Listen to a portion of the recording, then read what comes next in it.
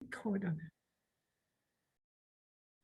Okay, there we are, all set.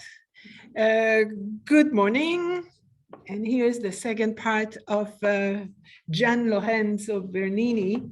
And this time, having gone through his rather easy early part of his career, he's now going to face some problems that are going to pursue him during the rest of his life. So I brought back his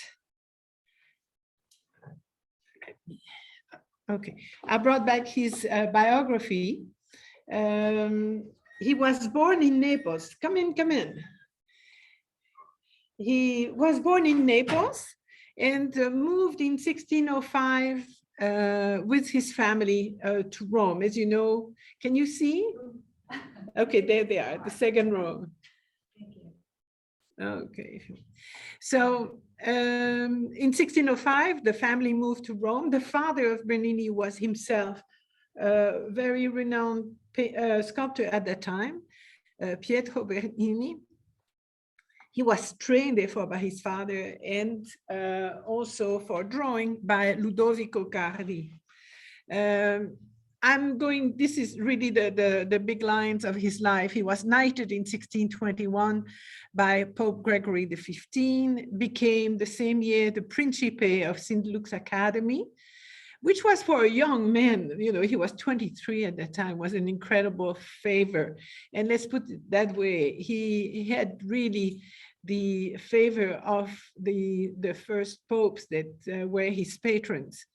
He had a rather busy life, definitely professionally, but was known to have quite a temperament and so had multiple mistresses. And some of the stories were pretty, how can I say, dispatched all over Rome. There were some that were pretty noisy. And so the Pope kind of put pressure on him. And in 1639, he married Caterina Tezio, with whom he had 11 children. In 1665, again, under the pressure of the Pope, he's sent to Paris, where Louis XIV wanted him to do a few things for him, including a bust, an equestrian statue, but also, and the most important, one of the facade of the Louvre, redo it. Unfortunately, his very Baroque style is not going to please Louis XIV, and therefore is going to be a French architect, and we'll go through that. And then in 1680, after a long career at the age of just shy of 82 years old, he died in Rome, and we'll go through it. He was a sculptor, a painter, an architect, a playwright, and a scenographer, very much of a late Renaissance man, if we can put it that way. Just to refresh your memory, some of his main works early in his career are, of course, the Apollo and Daphne, absolutely extraordinary work. The David, that really brought that energy into David that he never had up to then, you know, between the Donatello, the Michelangelo, even Verrocchio, were rather static representation of David until Bernini came about and then brought all that energy. And this is the very typical quality of Baroque art, is being represented at the height of the action. That's really very important to think it. You see that with Caravaggio, it's always at a culminating point of tension that the artist represents his heroes, in this case, David. He was early on put in charge of a lot of works in St. Peter. Remember that St. Peter was finally finished in the early part of the 17th century when Carlo Maderno finished the nave and then the facade. But that huge basilica was pretty empty. And so Bernini was put in charge of many decorations in addition to the basilica. I'm coming back to this one, not only because, of course, he built that amazing baldacchino that ran between 1624 and 1633, But also he was put in charge to decorate the 4 piers. And this we have, of course, a distortion because of the lens. These would represent a square, if you want, under the dome.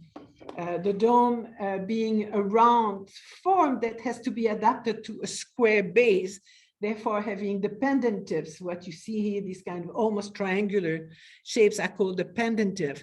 And that's what then connects the dome to the piers who support the entire weight of the dome. Bernini was put in charge to decorate these piers, and to do that, he carved a niche in these piers, and therefore, in doing so, weakened, if you want, the whole structure. And some of the people that were in charge of the basilica were really concerned that that could endanger the stability of the whole building. And there was one guy who really hated Bernini. Bernini brought a lot of jealousy, as you can imagine, being so famous so young and getting so many favors of the popes. So one guy one day, once this was over, with not only the bottom niche in the 4 piers, but also an upper there, looked up and saw a crack in the cupola, and was really concerned that the whole thing was going to fall down. So he left the basilica shouting, the cupola is crashing, the cupola is crashing. That literally followed Bernini to a few days before his death. It's absolutely incredible. He kept that fear that that cupola was going to crash during the rest of his life. So this is just to show you, of course, the extraordinary baldacchino. I think it's 90 tons of bronze, if you remember, taken because there was so much need of bronze. They took the beautiful gates of the Pantheon and melted them down to get enough bronze to finish this. And was Yes. there a crack? Was that a real crack? There was a very slight one, apparently, but it never materialized in anything dangerous. So we have the baldacchino, and then we'll see that later on, he's going to be in charge of doing what is behind there, the Cathedral Battery. And of course, the whole Piazza San Pietro, which is the colonnade of Bernini at the front, the Scala Regia, which access the Vatican from the Piazza, and a few more things. So for a very young man who actually had no experience in architecture, he's going to be put suddenly in the position that he has to get the skills of an architect. And this is, of course, going to be, it's just because he was beloved by that Pope. But many architects are going to be extremely envious of that and unhappy because they said he doesn't have the qualification, if you want. He hasn't been raised in the whole study of structure. He knew the aesthetic, but neither Bernini nor Pietro da Cortona, that we'll see later, had been raised as architect, whereas Borromini, who we will see next time, was really a descendant. He was actually a relative of Maderno, and they were all coming from that region in the southern part of Switzerland that produced many architects in Rome and in Turin and so on. Yes, as long as I'm talking about this, I might as well go to the end. So, as I said, that whole feeling that the cupola could be in danger really pursued him. And it's only, he got many times really, he had an inquisition literally in the work he had done. And it's only about 8 days before he died that he was finally,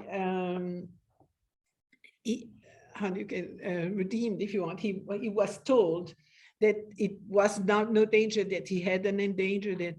And instead of jumping of joy, as you would expect, he actually collapsed, had a stroke. And that's the stroke that's going to kill him 8 days later. Wow. So it's really interesting how important that was to him. A part of that decoration was the one statue that he did, the St. Longinus. Saint Longinus being, of course, the Roman soldier who pierced the side of Jesus and then realized that Jesus was really the Son of God.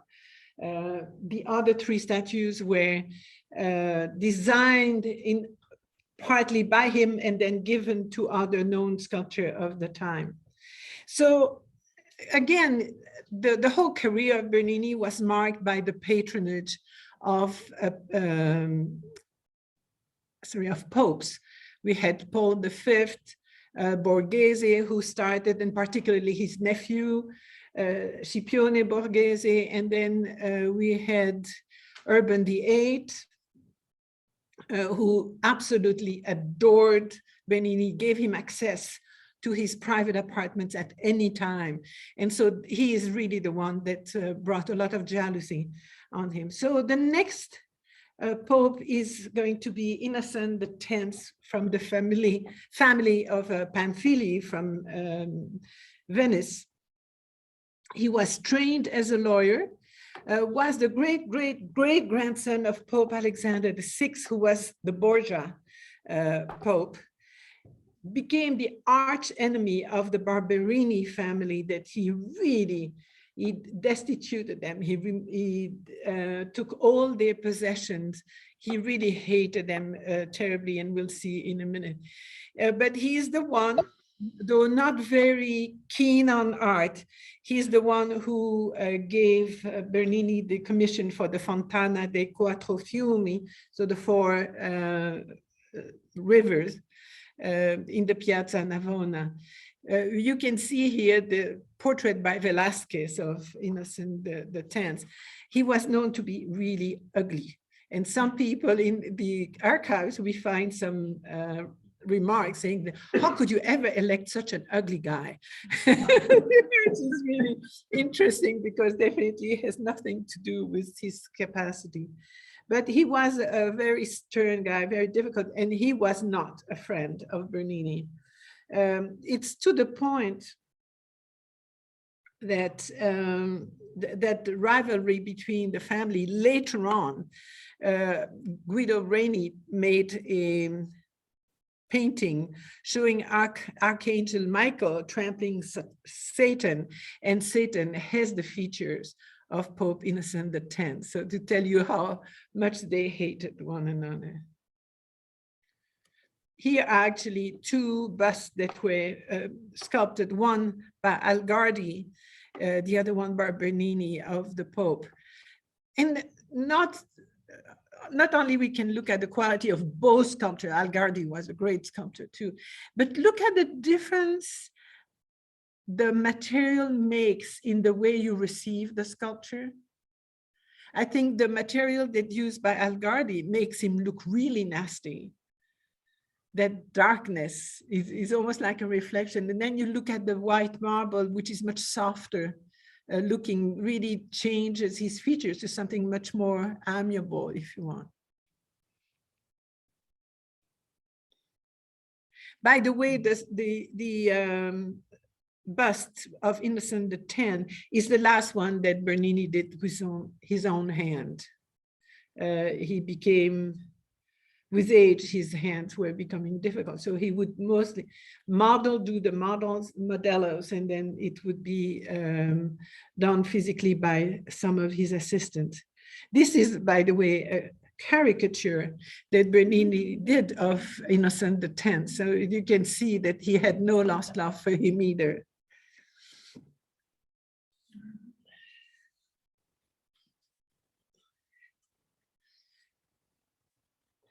But under these popes, there was a huge program that was achieved. And it's really interesting. We have to remember all what the Roman did for Rome. And it was such an incredible city at the time. But if you don't maintain some of these, and we know with infrastructure, we know ourselves in this country, how important it is to continuously maintain things. In Rome, it was the same. They had not maintained the aqueducts. And so water, access to clean water was a real problem. The only really source of water they could find where the Tiber River, which was pretty dirty, as you can imagine, as all the refuges ended up in the river too. So having access to that only. So they revamped the whole network of aqueduct in Rome. Altogether, there were 11 aqueducts that were revamped. And they all finished, coming from the different sides of Rome, they all finished with a fountain. The fountain being the place where people could go with their jars and buckets or whatever, go and fetch the water for the family. Very, very few of the palaces had access directly to water. So all the rest was done always by hand. So you can see various, actually they show 13 there, but there were 3 that were maintained. So you see how all the points where the aqueducts were finishing, and it was all with the fountain. At first, this was one of the oldest by Fontana, the Aqua Felice. Shows you kind of a building with a big basin so people could go there and pick up the water. And then we start seeing at the end of the 16th century with Della Porta, just the Fontanina in Piazza Campitelli, that shows again another access. But there will be now a program to really multiply these fountains all over the city to really help the population and make it at the same time something very pretty. We have to realize that if you've ever been to Versailles when the fountains are working, you know how beautiful it is. The water adds something to the sculpture. You have the continuous movement of the water, the reflection of the light in the fountain gives another dimension to a sculpture.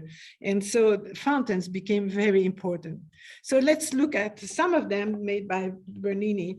This one is the Fontana del Tritone, the Triton fountain. And I show you this because when you see nowadays the fountain of the Triton, which I'll show you in a minute, you lose completely conscience of how beautiful it used to be, because it was surrounded by nature, by beautiful buildings. People were going around by horseback or just walking. And so it had a marvelous place and dimension that is unfortunately being completely lost in the rebuilding of Rome nowadays. If you compare to this background, it's so different. And when I was shown the Tritone, they're so proud because it's a Bernini. And I was shown, I said, that's it? It just looks lost in the middle of that. It doesn't have that beautiful background. And it's, I think, showing you the difference. Really, I think can emphasize how the context and the backdrop is really important. Yes, John? Are these fountains are still fed by river water, or they are now? By the aqueduct. The aqueducts are still working. Oh. Yeah. Is the water clean? As much as the water at the source is clean, yes, it will be. So what we see there, and I think this one shows you, you have here the tiara of the Pope, so giving you the coat of arms, if you want, of the Pope, which the fountain, by the way, was made during the reign of Innocent X, but had been commissioned by Urban VIII.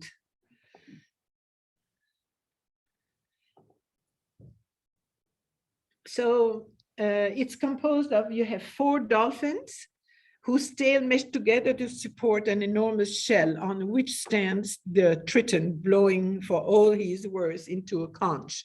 And of course, that comes with water.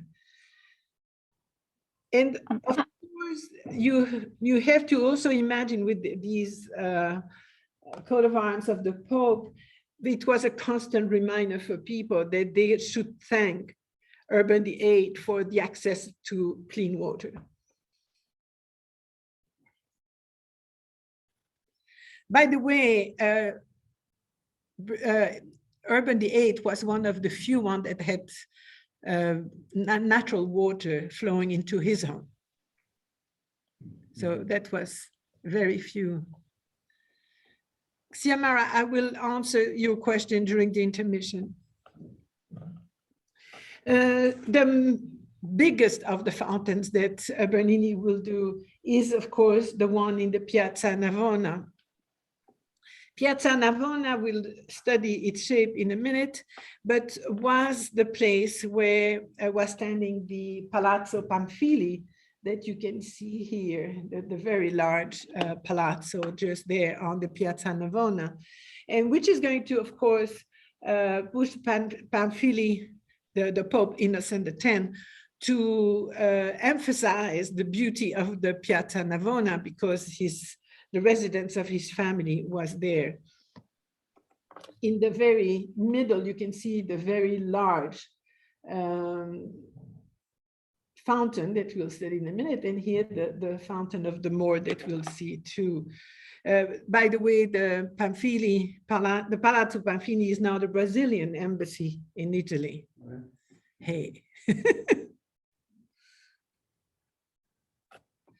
So here's a modern, sorry, that's not what I was going to show you. Yeah, it is the Piazza Navona. Sorry, I couldn't see it from here. So we are going to look at that fountain. Now, if you've been on the Piazza Navona, you say, why is that so narrow and long?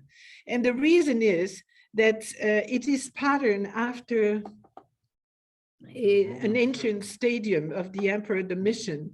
It was a stadium for Greek foot races or agonists.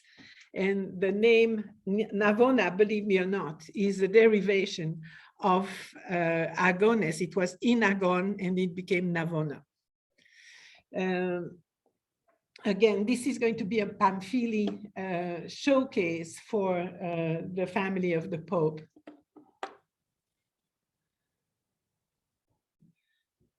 The Pope Innocent actually had decided to erect an obelisk as a central ornament for the piazza in tandem with the fountain. And so the whole idea starts with the idea of the obelisk. Obelisk that we will see in a minute is not Egyptian, but Roman. So the Prince Ludovici, who had married the Pope's niece, pushed Bernini to arrange for his model to be seen by the Pope. As I mentioned, the Pope wasn't too much of a friend for Bernini. And so he had started a contest for who was going to build that fountain. And Bernini had not been invited. So the prince told him, just build a model and we'll put it on the place by which the Pope is going to walk, and he will see it. And that's how it happened. Bernini did it, and the Pope went by and looked at it, thought it was fantastic, and Bernini got won the contest. So actually, again, as most of the works by Bernini, the large works, this was not made by Bernini, but by a whole series of co-workers who each of them made the statues, and then you had other specialists that were known to make other pieces. This represents actually an island rock from which flows the 4 rivers that are representing the 4 continents. The obelisk in the center comes from the Circus Maxentius and is topped now by the Pamphili dove, which was the symbol of Christ and the triumphing Roman Catholic Church over the whole world, having the 4 continents at the bottom, you have that. But the obelisk is quite interesting. For a long time, people thought it was one of the obelisks that had been brought from Egypt to Rome, and then the Roman loved Egyptian art, and that it would have been the decoration of many of the piazza. Many, by the way, had fallen, had been broken, and were rediscovered during the 16th and 17th century. In this case, it is not an Egyptian obelisk, but it was made under Emperor Domitian, who commissioned the making of that obelisk with hieroglyph and everything. Oh.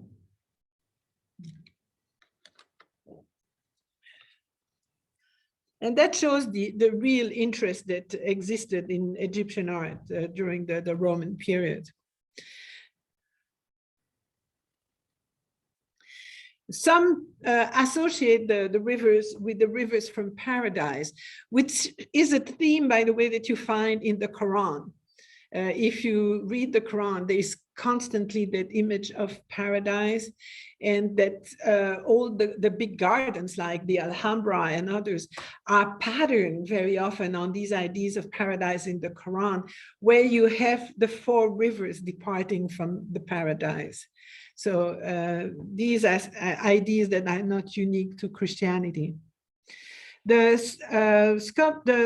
fountain is made of travertine, not of marble, which is not as suited to be sculpted, but is quicker in sculpting. It's a little more brittle, so sometimes it's a challenge for sculptors.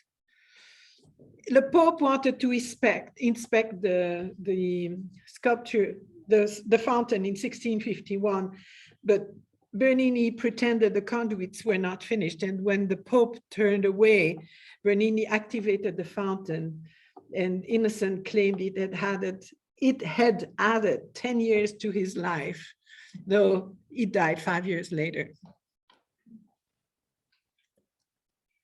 This is another view of the fountain to show you the intricacy of that program, which has four main sculptures, but then has animal, there are horse heads, there are hosers, and then you, of course, have the arms of the Pope.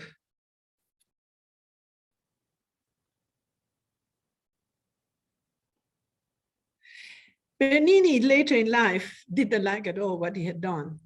And passing by Piazza Navona, looked at this, I could have done so much better. He was never happy with things that he did. I think one of the exceptions would be the Sin Teresa. So let's look a little bit. Here is by Antonio Raggi, the Danube River, that of course represents Europe.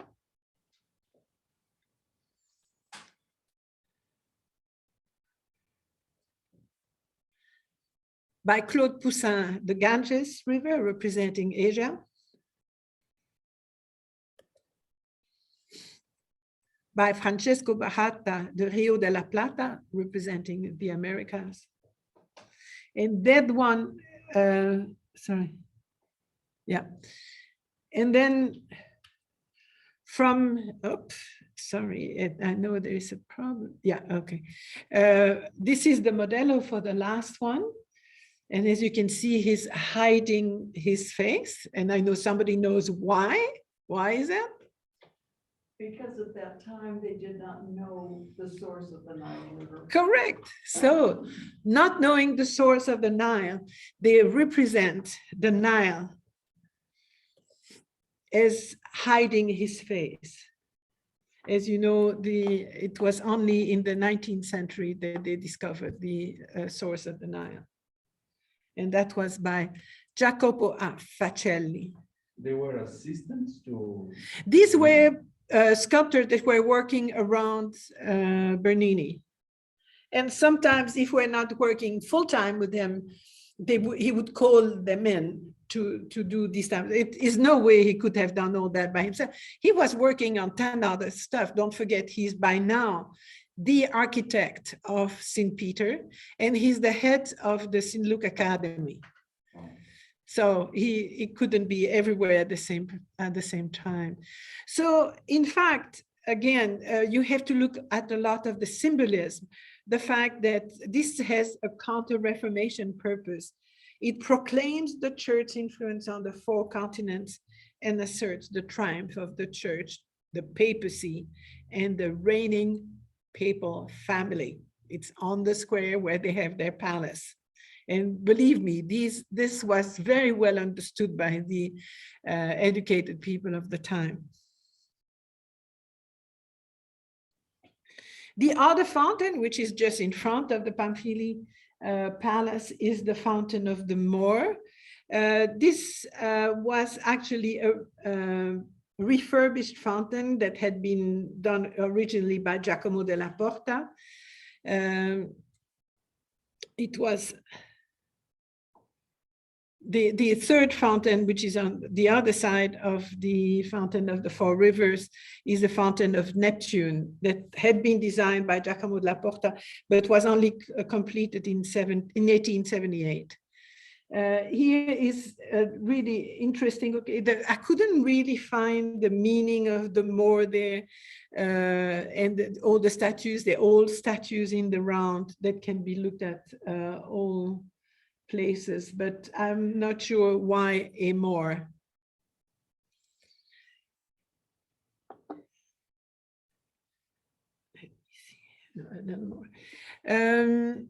But by that time, as I mentioned, he was busy doing all kinds of things. And there comes that because Innocent X, he's not the sculptor to Innocent X. He only receives commission, where he was the sculptor to Urban VIII. He now has the freedom to work for other patrons. And so what happens is that one cardinal that had chosen a nondescript church of Discalced Carmelite for his burial chapel calls on him and asks him to make a statue to venerate Sin Teresa. So this is the church that he decided to go for, that had been built by Carlo Maderno. And you can see here the main aisle, the central aisle, going to the altar. And in fact, the Saint Teresa is here. It's one of the side chapels. Before I go into the subject of the sculpture, I want to talk about the subject of the sculpture. She's one of the mystics that had come up in the 16th century. Don't forget again, the 16th century is the Reformation and Counter-Reformation.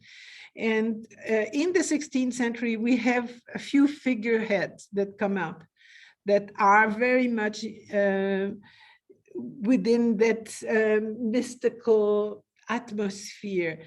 We have Ignatius of Loyola, who is going to found the Jesuits. But the really interesting figure and the only female among that group is Teresa of Avila. What is a mystic? Now, before we go even into that, it comes from the Greek, and it meant at first an initiate of a mystery religion. And then it evolved to mysticism, which is considered the union with God or the absolute. In the 13th century, the term unio mystica used to refer to the spiritual marriage, the ecstasy or rapture that was experienced during the time of prayer to contemplate both God's omnipresence in the world and God in his essence. And it's really in the 16th, 17th century that we have the traditional hagiographies, which are the biographies of saints, and the writing of the saint that are starting to be designated as mystical. And they shift from the virtues and miracle to extraordinary experience and states of mind. And so you have now the mystical tradition. So to talk about Teresa, she was born in 1515 as Teresa Sanchez de Cepeda y Ahumada, and was born in Avila, Spain. Her paternal grandfather was a Mahano or converso, which means he was a Jewish man that had converted or had been forced to convert to Catholicism. And this is a theme that we're going to find that she was aware of it. And there are some interesting coincidences where she goes and prays on ground that used to be a Jewish cemetery, for example. In 1526, her mother died, And from that on, she developed a deeper devotion to the Virgin Mary. Against the advice of her father, in 1536, she entered the local easygoing Carmelite convent of the Incarnation and started being known to do lots of mortification. And mortification could be it could be fasting, but it could be flesh mortification, where they would flagellate, or they would wear these hair tunics that were very uncomfortable, that would wear on bare skin. So these were part of the mortification. Very quickly, unfortunately, she became really ill and went back to her father. Her father took her out of the convent, took her to the mountain to try to cure her, came back, and 4 days later became paralyzed, and she was paralyzed for 2 years.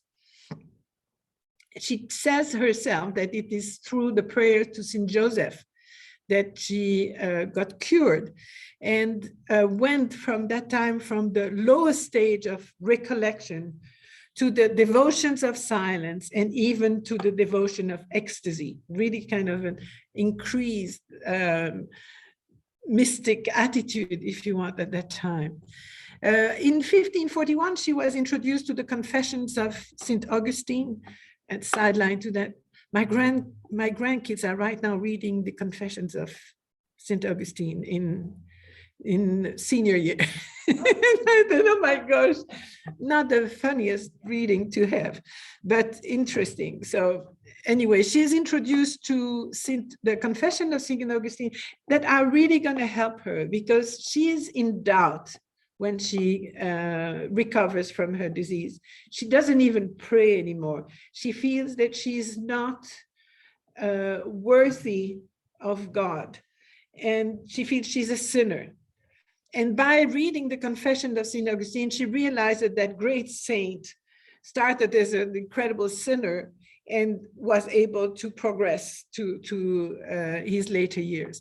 And so for her, it's a really comfort, and she goes back into a deeper faith. In 1555, there is a new Jesuit college founded in Avila, and she switches from one confessor who was a very negative person, who was telling her that the visions she had were born from Satan. And so she moves to that Jesuit confessor who tells her, no, it's from God. It helps. And she's ordered by that confessor to write the story of her life. In 1562, she, following a real disgust that she had with the way the Carmelites were living in a much looser, much more relaxed fashion, she decides, together with, after a lot of discussion with these Jesuits, to found a new, much stricter Descaltes Carmelite convent, following the original rules that was followed by 17 other new convents, all in Spain. Descaltes mean no shoes, without shoes. So they normally were not going bare feet, they were going in sandals. In winter with socks in the sandals, but no shoes as such. In 1576, they start being really badly persecuted by the non-reformed Carmelites, so the one where she was with at the beginning, and the Inquisition. They burn her books and sequester the others. And she was forced to stay in one convent and not to go around going on founding some new ones. And then finally, the Pope had to intervene and said, no, she's absolutely correct, she's legitimate, and she can go on. And then she died in 1582 in Alba de Tormes. Her remains were later on brought back to Avila, though they dispersed in many places in Spain, a finger here, some hair there, and so on. In 1614, and this is of interest to us, she was beatified by Pope Paul V, which is one step towards canonization. And then in 1622, she's canonized by Pope Gregory XV. In 27, declared patron saint of Spain by Pope Urban VIII. So Spain not only has Santiago, St. James, but also Teresa. And then only in 1970, she's named Doctor of the Church by Paul VI, that emphasizes the validity and the importance of her writings on the church. So the important date for us is 1622. She was canonized. And so this is starting an incredible cult of Teresa all over, including by Cornaro, who wants to commission that chapel in the church that will be decorated with a statue of Saint Teresa. And so here is the famous group of the Ecstasy of Saint Teresa in the left aisle of the church. The architectural framework began in 1647, and then the sculptural decoration went on until 1652. So when you look at it this way, all you see are the figure of Saint Teresa and then the angel. Behind that frieze, if you want, there is a window that gives a light access to the thing that, if you want, during the day, at the time you didn't have electricity, would really base that ray of light, golden ray of light, with light. And so would give a very natural effect. But what you don't see is on both sides there are two like theater boxes with the family of the Cornaro family, different cardinals and other members of the family that are almost like at the theater discussing what they are looking at. It's absolutely extraordinary. It gives at the same time almost the same structure of a church with transepts.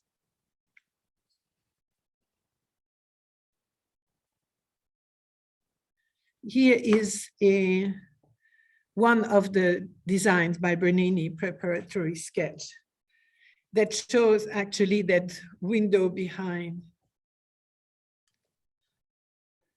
So here is a larger view of the scene where we see the angel, the window being there at the back. And now you can see these boxes with the cardinals. And you can see how alive they are. They're really in full discussion, which is quite interesting. You would say this is disrespectful. You're looking at Saint Teresa being, ready to have a contact with her God. And no, they're so in such an intense discussion. It's absolutely extraordinary. And these were all portraits of these, all the members of the Cornaro family. Are they all church? Many of them were cardinals, but not all.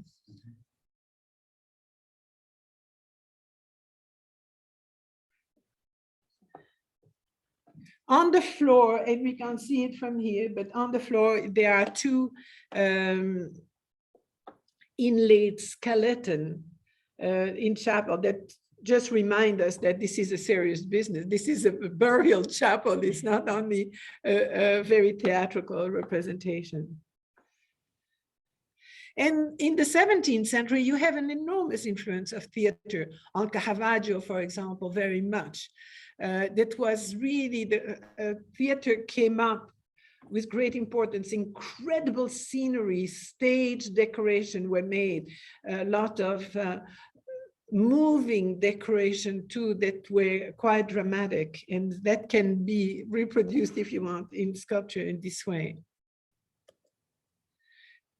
And even closer, so you see again one of the design by Bernini of the face of Saint Teresa.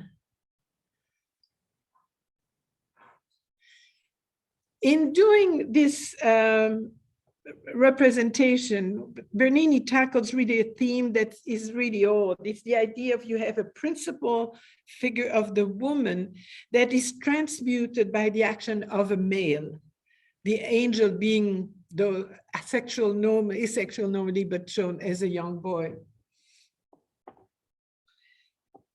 The Saint Teresa is shown being transported on the solid marble cloud.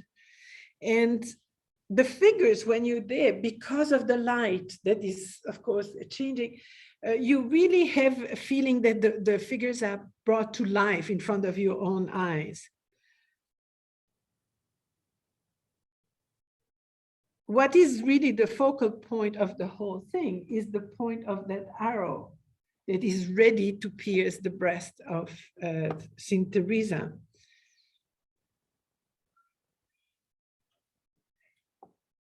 Now, when Bernini made this sculpture, he really follows very closely one description of Teresa of an encounter that she had during one of her ecstasy. And she wrote enormously, and almost everything that happened to her is written by her. And so we know, and now we'll discuss later on, you know, where that comes from. But in the meantime, let me read you the text that Bernini is relying on. Beside me on the left appeared an angel in bodily form. He was not tall, but short and very beautiful. And his face was so aflame that he appeared to be one of the highest ranks of angels. Indeed, he's supposed to be a seraph, who seemed to be all on fire. In his hand, I saw a great golden spear, and at the iron tip, there appeared to be a point of fire. This he plunged into my heart several times so that it penetrated my entrails. When he pulled out, I felt that he took them with it and let me utterly consumed by the great love of God. The pain was so severe that it made me utter several moans. The sweetness caused by this intense pain is so extreme that one cannot possibly wish it to cease, nor is one's soul content with anything but God. This is not a physical, but a spiritual pain, though the body has some share in it, even a considerable share. So these are the words of Teresa, and it's really very interesting. Now, when you look, I'm going to go a little bit in the context of the time. That statue has been looked at and commented by so many art historian and clerics of all kinds. And of course, the first thing when you look at that, for many people, there is the one word I'm not going to pronounce, but that everybody thinks about. And in the context of Saint Teresa, you can't say that, but there's something so central about that sculpture. The Teresa with the head at the back, the lips slightly apart, the whole body that is kind of surrendering. It's incredible. And a lot of people have questioned, how did they let Bernini show something so central for a saint? At a time where lust was considered one of the biggest sin and one of the most dangerous. But apparently there was a big chiasm, if you want, between the papacy and the cardinals and the preachers on the other side. Preachers that were going around, you know, again, preaching against lust. You have to abstain, you have to control, and so on. Lust is something very dangerous. It can finish the world. It can be the cause of the end of the world. But the popes and the cardinals were not looking at it the same way. Just after the Counter-Reformation, when all artists were so controlled by the church for anything religious, a pope, Clement VIII, put a whole committee that was in charge of visiting every single church in Rome and remove anything that would be out of decorum, where there was too much nudity or inappropriate nudity. And many sculptures and paintings were removed from churches. After his pontificate, that was it. They didn't follow up on that. And a lot of popes and cardinals commissioned works that were very sensuous. Not only women, but men. If you look at some of the representation of Saint Sebastian, it's very appealing for a category of population. You see, so it's really interesting to feel that distance between the people that were in contact with the simple believers and then the upper echelon that was much more intellectual and was looking at art for art. And so the conclusion of many is the fact that they just, not only he's reproducing what Teresa is saying, but look at her, she's very pretty. Saint Teresa was known to be a rather plump, ordinary woman. Her face was nothing extraordinary in beauty. And here she's an absolutely beautiful young woman, where normally she would be in her 40s by the time Teresa has that kind of vision. So this is interesting. The other point is that Bernini, despite his crazy younger life before he was married, is a profoundly Catholic man. He went to church almost every day. He was going to certain sermon after his illness. He became rather obsessed with death, the idea of death, and was going once a week to the Jesuits' college to listen to a sermon, how to have a beautiful death. For the rest of his life, once a week. So really interesting. He's very much influenced by the Jesuit too, in the fact that he's doing the exercise, the spiritual exercise that the Jesuits are supposed to do every day. Bernini was doing that quite regularly too. So, and these exercises were supposed to bring you in pure connection with the Passion of Christ, for example, sensually speaking, to feel the pain. So if you look at that, the way his brain is working, you can understand how he translates the words of Saint Teresa to something very, very heartfelt. So I'll let you judge if you want. This seems to be really the crowning synthesis of what Bernini had done before. It becomes so spiritual. But as Simon Schama, I gave you in the bibliography an access to a text by Simon Schama, who I love the way he writes. And he talks, it's a whole article on that. He's much more precise in his vocabulary than I have been.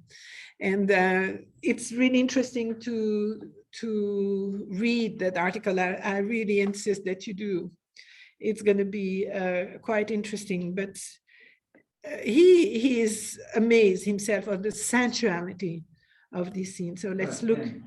Yes. Isn't this a case that the word sensuality today is interpreted very different from 300 years ago? Oh, when we use the word sensuality today, you think about sex. but this is true. No, and those times the way you describe the pain of Christ is a sense. Yes, sensing. says sensibility. Yeah, sensitivity. But sensual, the pain of Christ is having your senses trying to copy the senses of Christ during his passion. In this case, we talk sensuality, and there is definitely an incredible amount of sensuality in that. And Simon Schama mentions the fact he was in the church at one of the pew, and then 3 nuns came in front of the scene.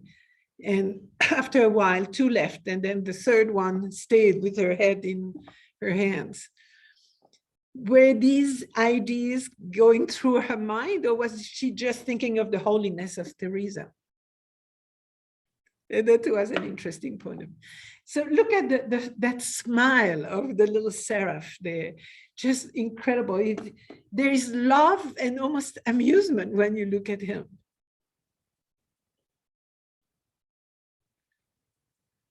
But that face, it's absolutely extraordinary.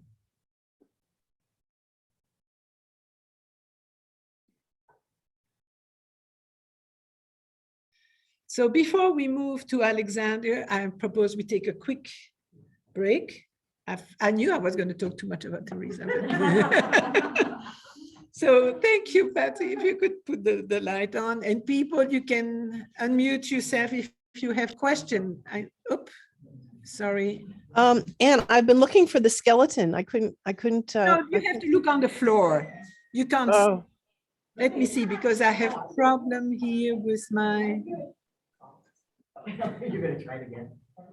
Where is it? Yeah, okay, there we are. I have a very sensitive computer, so it does things. Okay. So any question on this? It's so powerful. So you don't have a photo that shows the skeleton? No, okay. you That's have fine. to have you see, the problem is most of the images show the scene forward, don't show the ground. Yeah. Maybe So now she had the stigmata, right? she's going to have a mark. They found after her death, they found a wound in her heart. Ah. And the thing that I didn't mention is modern doctors think that she was suffering from the frontal right lobe epilepsy. Oh. That would be the reason. But she apparently, there are records of her levitating, that where she was asking people to keep her her feet on the ground. Oh. And I have a question. Yes. So this sculpture, was it just his design? He did not actually sculpt any of it? Oh, no. In this case, he did. And when he sculpted it, say the arm is coming out, were parts of it added, or was it all one piece of a marble? No. This must be done in more than one piece. Okay. I believe so. I didn't find any information on that. Hi, Anne, I'm sorry, are you finished? Can I? Well, one more thing. The angel's face is, I think, it's happy. It's loving and happy, huh? Yeah, and that's the point. He represents the love of God. Yeah. Yes, The face itself, though, but the face itself is not not really masculine at all. I mean, obviously, it's not a female figure, but No.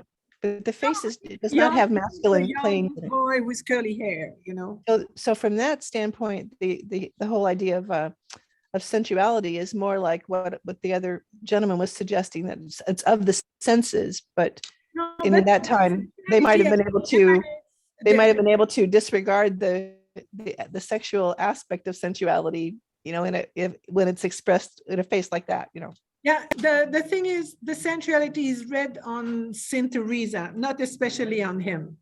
Okay. It's really her and her experience that is the sensual side. Yes, Xiomara.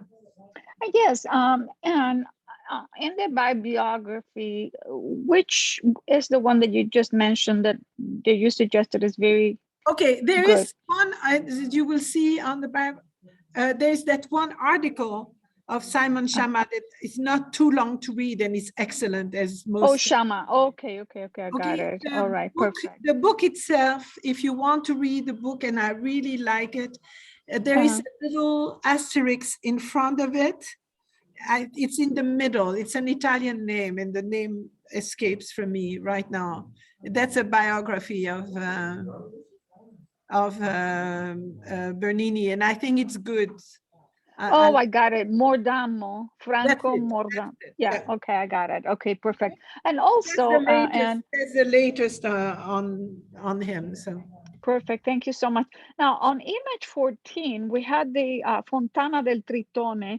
yes, Those two images, well, number one, there is a big sign on top of the building on the background.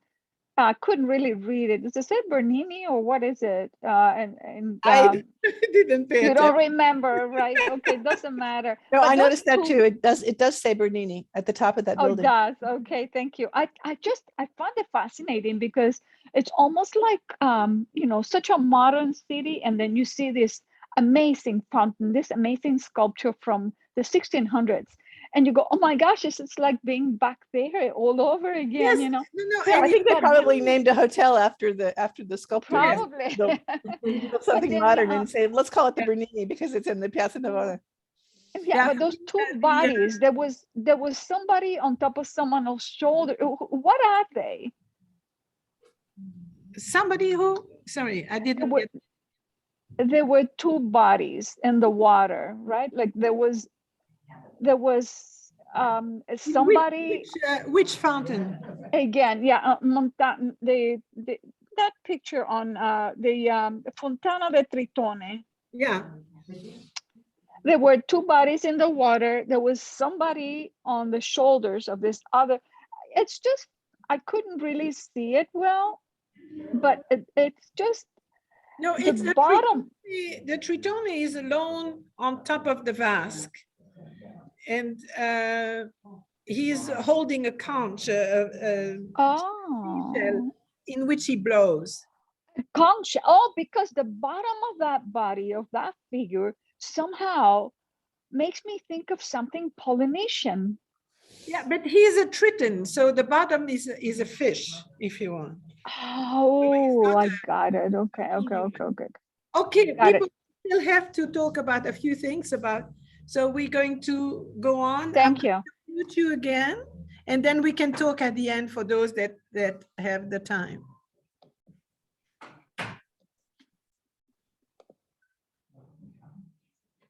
Okay, yes.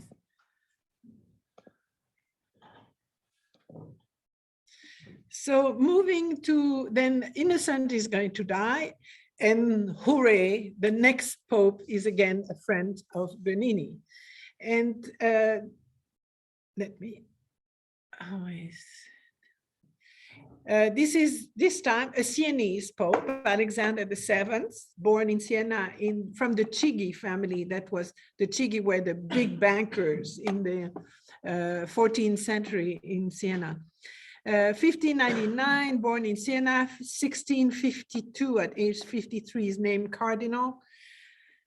And in 55, when he becomes pope under the name of Alexander VII, he reverses everything to the Urban VIII policy, which means keeping on embellishing Rome. That was the idea, is bringing back Rome to its previous splendor. Unfortunately, a year later, there is a big plague in Rome, and of course, that always slows down everything. But he demonstrated really a vision for planning and the city, and then the addition of architectural building. Again, glorification and embellishment of the city on the ancient and modern side, sacred and secular. But the idea that it should be governed by order and decorum. It's the teatro, the urban theater. Just the idea, it becomes a backdrop for everything. And therefore is going to go for the glory of the church and the glory of the Pope. So at first, by the way, he was against nepotism, the idea of bringing people of his family there. And I was thinking about it. And you see, he arrives there, he's pretty lonely by the time he becomes Pope, and who can he trust? And so he brings, finally, very quickly, he brought nephews that were cardinals too, and that helped him administer the city and the Catholic Church. So he starts with some smaller church. This is Sant'Andrea al Quirinale, A beautiful little church with a circular pattern inside. You can see the plan of the church there with a whole series of chapels around. And that's very typical Bernini in flavor, with the projected facade, but very classical at the same time. On top of the portico are the arms, the coat of arms of the Pamphili.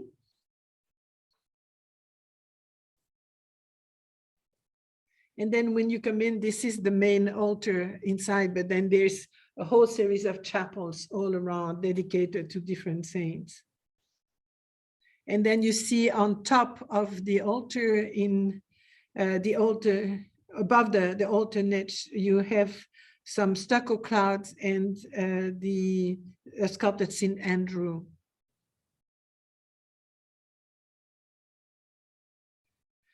Typical of Baroque also, and we'll see that very much with Piero da Cortona, is the use of various colored marble, not just one contrasted with the other, but a whole series of different colors.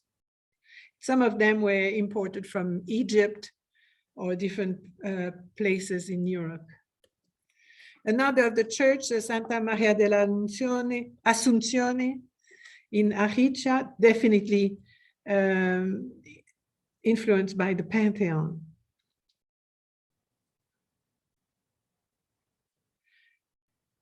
But then it is St. Peter, St. Peter, St. Peter.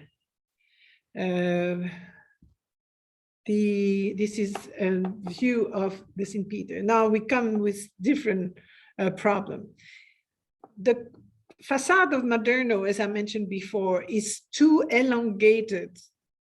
The proportions are not the golden rectangle.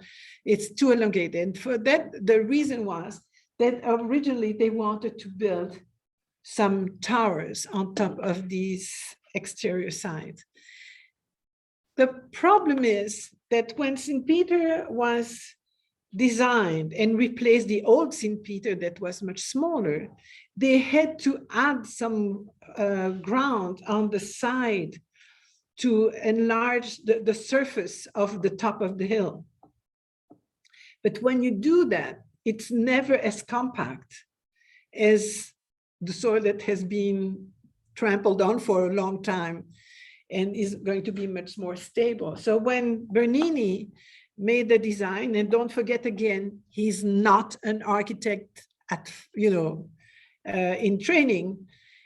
Maderno, who was still there, much older, and Borromini, who we will see next time, who was trained as an architect, tried to warn him that this was dangerous, that the ground wasn't solid enough to put that additional weight on the side. And so they started building these towers, and very quickly what happened is they were cracked in the whole side of the building. And so very quickly they had to take it down. And by that time, Bernini was in disgrace. He had failed in the goal of building these towers. And so that plus the cupola inside became one of his nightmares. And so therefore, the Pope Innocent X really looked down at Bernini for that reason. But then they went on and they brought in the obelisk that you see here, one of the many obelisks that were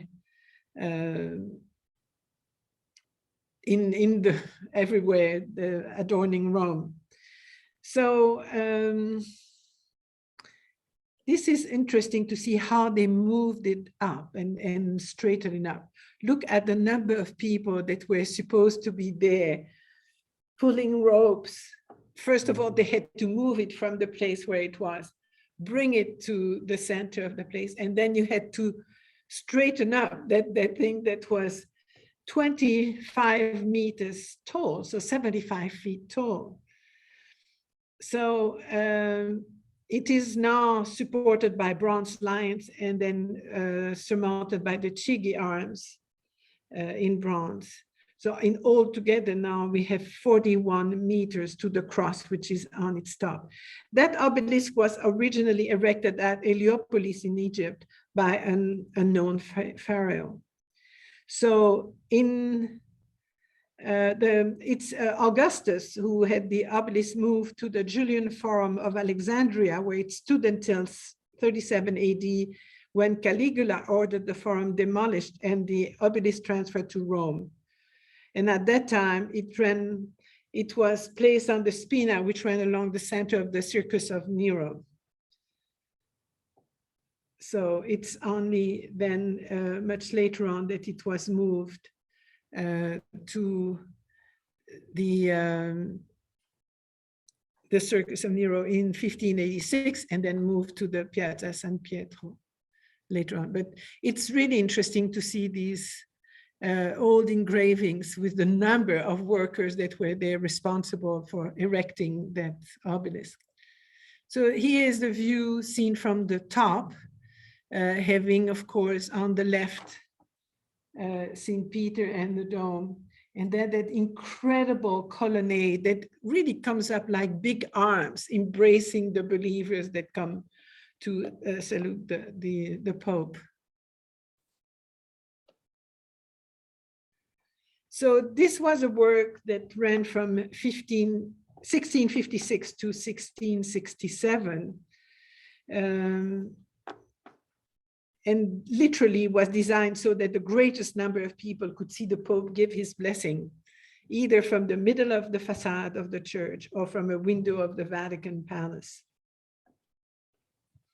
So it's interesting to see how Bernini works inside the church and now comes outside and designed it. And the design is extraordinary when you think about it. The accomplishment with all the statues of different saints and patron saints on top of that semicircle, the two fountains that he designed at equal distance from there. This is not a circle, it's an ellipse. So it's an even more difficult. And then he works the colonnade such that you have 3 different levels of colonnade inside, but you can see only a certain number at a time, depending where you position yourself.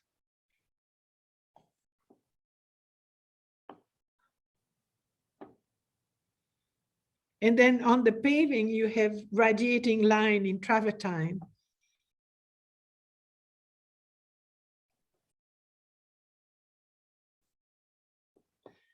So it is 340 meters by 240 meters, can contain 300,000 people, is made of 284 Doric columns of 18-meter high. You multiply by 3 for the number of feet. A diameter of 1.5 meters, 88 piers, so these are the square place, and then 140 statues. Again, not sculpted by Bernini, but by his whole workshop.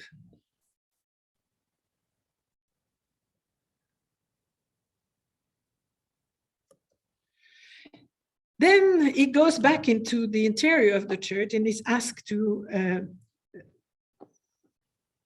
design, if you want, the Cathedral Battery. The Cathedral Battery is in fact supposed to be the seat, the chair on which St. Peter sat down once he became a Bishop of Rome.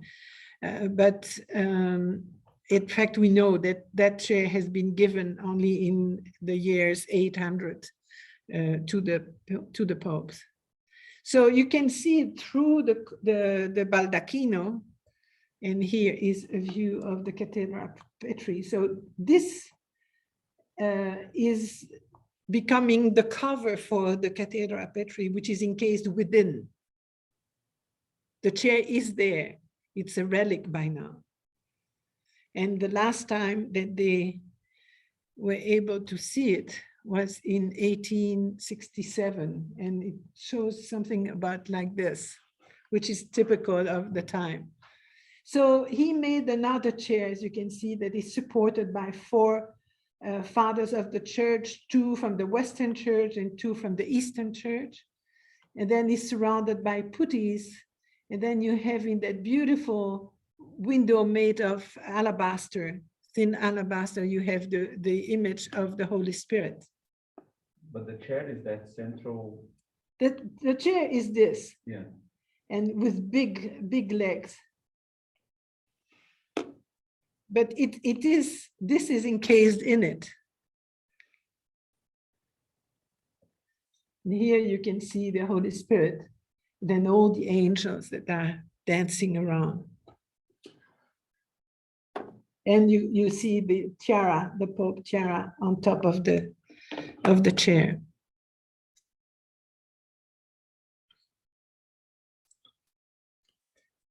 He's also asked to organize the Scala Regia. And the Scala Regia is that long staircase that leads from the Piazza San Pietro all the way to the Vatican. And so makes it the great entrance for the Vatican.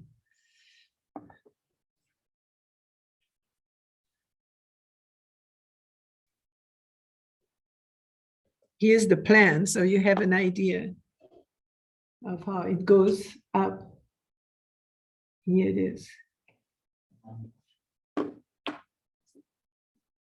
And on one of the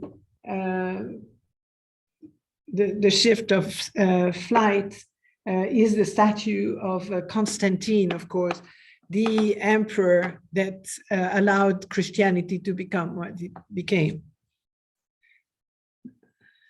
So this is supposed to be the moment where the cross appears in front of him during the Battle of the Ponte Milvio. And behind the statue, you have a drape that used to be painted in red and gold that emphasized the movement of the horse. Here is a design by Bernini of the face of Constantine. By the 1660s, he's asked to go to Paris to, as I say, design a new facade for the east facade of the Louvre, and which is the one, by the way, across from the town hall. So when you go to the end of it. So he proposed this design that was very Baroque with the projected and facade and some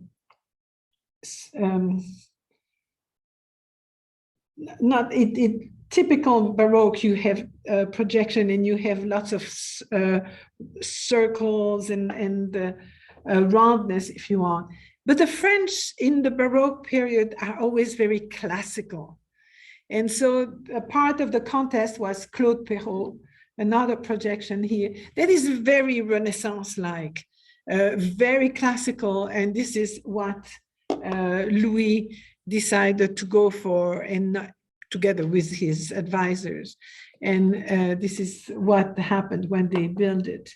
So this is the one that you now know, very, very classical, very rectilinear, and forgot all the beautiful curves of Bernini. So that was one first disappointment. More or less a success was the bust of Louis XIV that he did here. And this became really the basis for any royal bust that was sculpted later on. That is glorious, it has a lot of energy, inner energy. Of course, Louis is shown there still pretty young. Sorry, I moved too fast. These computers are very, sensitive right now. I can't touch them.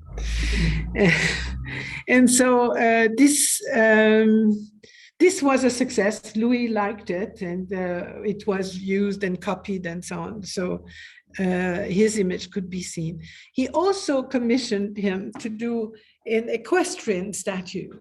And for that, he took pretty much, Bernini used very much the example of Constantine. So the horse is pretty much in the same attitude that the one of Constantine, and Louis is looking towards you regal, but not regal enough again. According to Louis, when the sculpture was finished, he resented it, and it was relegated somewhere on the side of the palace. It was later on then modified by one of his sculptor, Girardon, who transformed the figure into Marcus Curtius, who was one of the Roman general. So this was never considered. Louis didn't feel that he was grand enough on the horse, which he wanted. So towards the end of his life, we can see that he prepares, he does the modelos, the bozzettos of the in terracotta for the sculpture, but then gives the work to one of his assistants. This is one of the sculptures that are going to adorn the Chigi Chapel in Santa Maria del Popolo. Difficult thing because there were already two sculptures in the chapel, and the one that were given to Bernini were hidden when you were coming in. You could only see them getting out. This is one of the two that he did, Habakkuk and the angel, and you can see again, he did the terracotta, but the sculpture itself was made by one of his assistants. And just Yes. Who is Habakkuk? Habakkuk was one of the prophets of the Bible. You find him in Firenze by Donatello. He made Habakkuk also. I don't know much about him, but he's, let's see if I have any. Yeah, this is according a story from the book of Daniel, which tells how God saved Daniel from starving through the miraculous appearance of prophet Habakkuk in the lion's den. And so this is how he orders the lion to lay down. And then the Clement the Ninth later on then had the Ponte San Angelo modernized.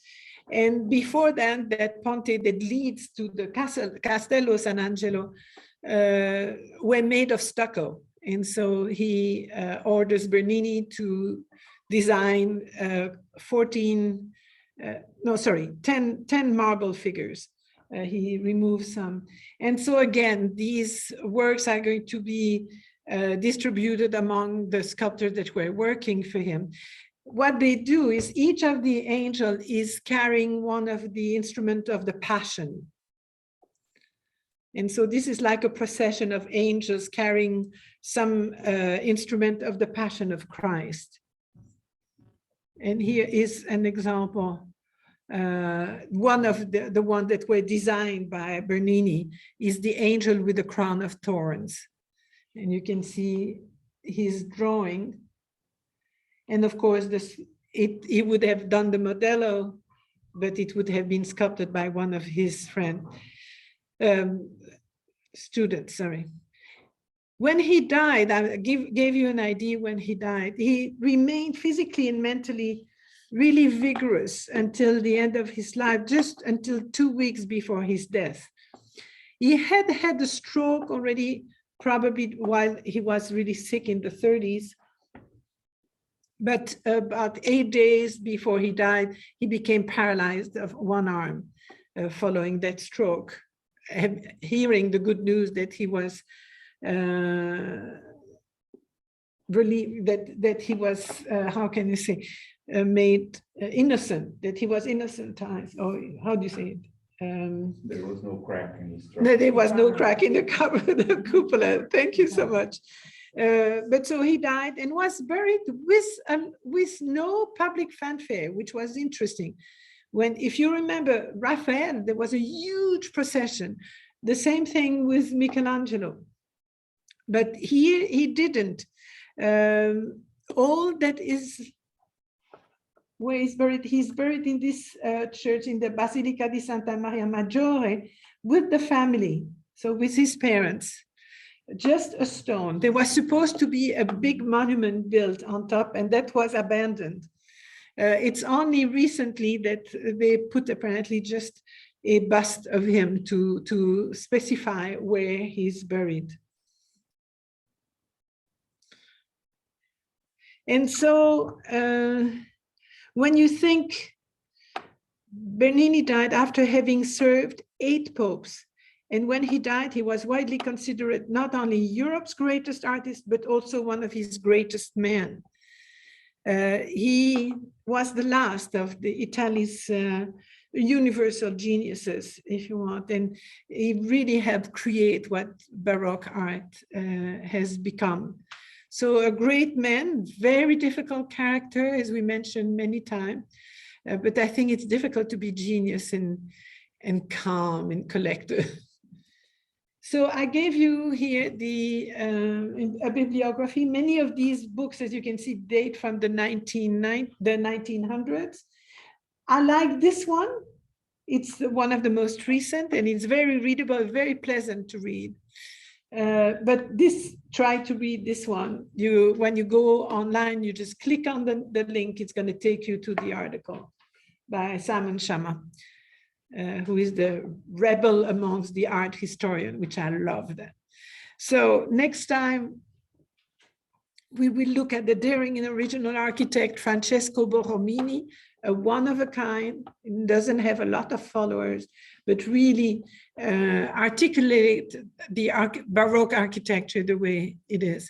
So let me stop the recording.